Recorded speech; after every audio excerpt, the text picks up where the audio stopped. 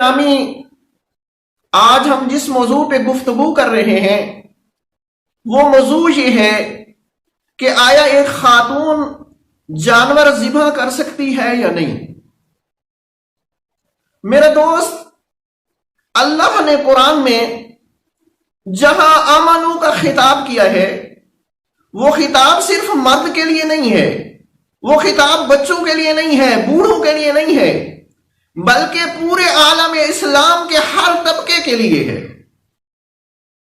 اب چونکہ ہمارے ہاں عورت نازک مزاج ہوتی ہے، جس کا دل بہت نرم ہوتا ہے، اور معصومین کے ہاں سب پیشوں میں سے مکروہ ترین پیشہ جس پیشے کو قرار دیا گیا ہے وہ قصاب کا پیشہ ہے۔ معصوم فرماتے ہیں چونکہ وہ اتنے جانور ذبح کر چکا ہوتا ہے کہ اس کا دل جو ہوتا ہے نرم نہیں ہوتا، سخت ہو جاتا ہے، اس لیے معصومین نے اس پیشے سے پرہیز کرنے کا حکم دیا۔ لیکن سوال یہ ہے کہ آیا ایک خاتون جانور ذبح کر سکتی ہے یا نہیں کر سکتی؟ ہمارے ہاں تو رواج یہ ہے کہ ایک ماحول بنا ہوا ہے کہ جو ہے جانور کو ذبح کرنا فقط مرد کا کام ہے، عورت کا کام نہیں ہے۔ چاہے گھر میں جانور مر جائے، چاہے گھر میں مرغی حرام ہو جائے، خاتون ہم کہتے ہیں کہ حلال کر بھی نہیں سکتی۔ میرا دوست، فقہ جعفریہ میں خاتون جانور ذبح کر سکتی ہے، خاتون مرغ یا مرغی کو ذبح کر سکتی ہے، بشرطے کہ وہ ذبح کرنے کا طریقہ جانتی ہو۔ ایسا نہ ہو کہ وہ شروع ہو جائے اور اسے پتہ بھی نہ ہو کہ حلال کرنے کا طریقہ کیا ہے۔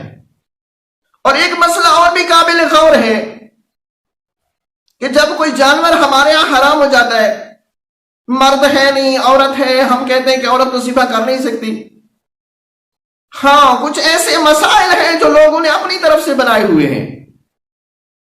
اگر کوئی انسان جا رہا ہو راستے میں، اسے ایک گولی مل جائے، ٹیبلٹ مل جائے، وہ انسان جب تک 40 آدمی اسے نہ پوچھے وہ نہیں کھاتا، کہیں ایسا نہ ہو کہ میری جان نہ چلی جائے۔ لیکن ہم حیران ہیں کہ جب دین کا معاملہ آ جائے، ہر شخص عالم بن جاتا ہے، جو دل میں آتا ہے کرنا شروع کر دیتا ہے۔ اور میرا دوست، جان سے زیادہ قیمتی ایمان ہے۔ دین کے معاملے میں اگر کسی مسئلے کا پتہ نہ ہو تو کسی عالم دین سے پوچھنا واجب ہے، اور اسی نظام کا نام اسلام نے تقلید رکھا ہے کہ جو چیز آپ نہیں جانتے، جو مسئلہ آپ کو پتہ نہیں ہے، وہ کسی عالم دین سے جا کے پوچھے، اسی کا نام تقلید ہے۔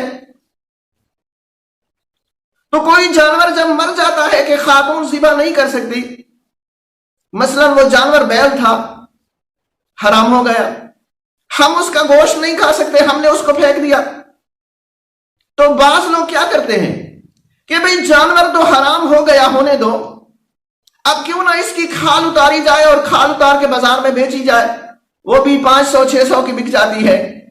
لیکن یاد رکھنا چاہیے کہ جس طرح وہ جانور حرام ہوا، اس کا گوشت کھانا حرام ہوا، اسی طرح اس کی کھال بھی حرام ہے۔ اگر آپ اتاریں گے اور اتار کے اس کو بیچیں گے، بیچ کے جو پیسے آپ حاصل کریں گے وہ پیسے حرام کے ہوں گے۔ اگر وہی حرام آپ اپنے بچوں کو کھلائیں گے تو وہ بچے دین کی طرف نہیں آئیں گے، وہ بچے حسینی نہیں بنیں گے، وہ بچے یزیدی بنیں گے۔ اور جہاں تک باقی فقہاء کا تعلق ہے تو فقہ حنفیہ کے نزدیک بھی یہ مسئلہ ہے کہ خاتون جو پڑھی لکھی ہو، سمجھدار ہو، وہ جانور کو ذبح کر سکتی ہے۔ وما الینا الا البلاغ۔